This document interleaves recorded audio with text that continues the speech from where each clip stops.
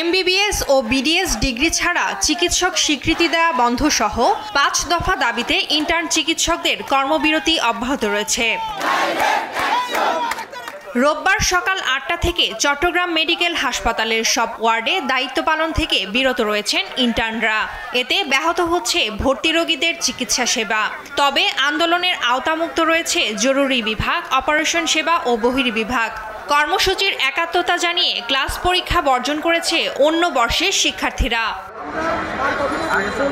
এদিকে দ্বিতীয় দিনের মতো ক্লাস বর্জন করে বিক্ষোভ করেন ময়মনসিংহ মেডিকেল কলেজের ইন্টার্ন চিকিৎসকরা।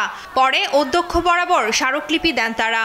৫ দফা পূরণ না হলে বুধবার থেকে একাডেমিক শাটডাউন কর্মসূচিতে যাওয়ার ঘোষণা দেন শিক্ষার্থীরা। বিশেষ করে আমাদের গ্রাম অঞ্চলের দিকে ওরা ডাক্তারদের নাম ট্যাগ ব্যবহার করে ওরা চিকিৎসা দিচ্ছে। মানে আমাদের দাবি এটাই, এমবিবিএস এবং বিডিএস ছাড়া কেউ ডাক্তার ডিগ্রি ব্যবহার করতে পারবে না।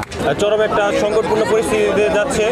এখানে ডাক্তারদের বিরুদ্ধে গভীর ষড়যন্ত্র চালানো হচ্ছে। তাদের দাবি দেওয়া এগুলো সবই অযৌক্তিক। এগুলোর বিরুদ্ধে আমরা কঠোর অবস্থান নিচ্ছি এবং এগুলো আমরা কোনোভাবেই মেনে নিব না। আমরা সিভিল সার্জনের কাছে যাব, আর সিভিল সার্জনের কাছে যে আমাদের যে দাবিগুলো সেটা সম্পর্কে বলবো। এদিকে রোগীদের জিম্মি নয় বরং জরুরি রোগীর বিষয়ে বিশেষ ব্যবস্থায় চিকিৎসা দেওয়ার কথা জানিয়ে দাবি আদায়ে আন্দোলন অব্যাহত রাখার কথা জানান রংপুর মেডিকেলের ইন্টার্নরা।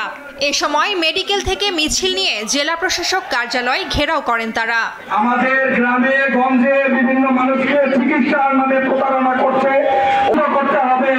আলাদা স্বাস্থ্য কমিশন গঠন ও চিকিৎসক সংকট দূর করতে নতুন করে ১০,০০০ চিকিৎসক নিয়োগ সহ ৫ দফা দাবি আন্দোলনকারীদের।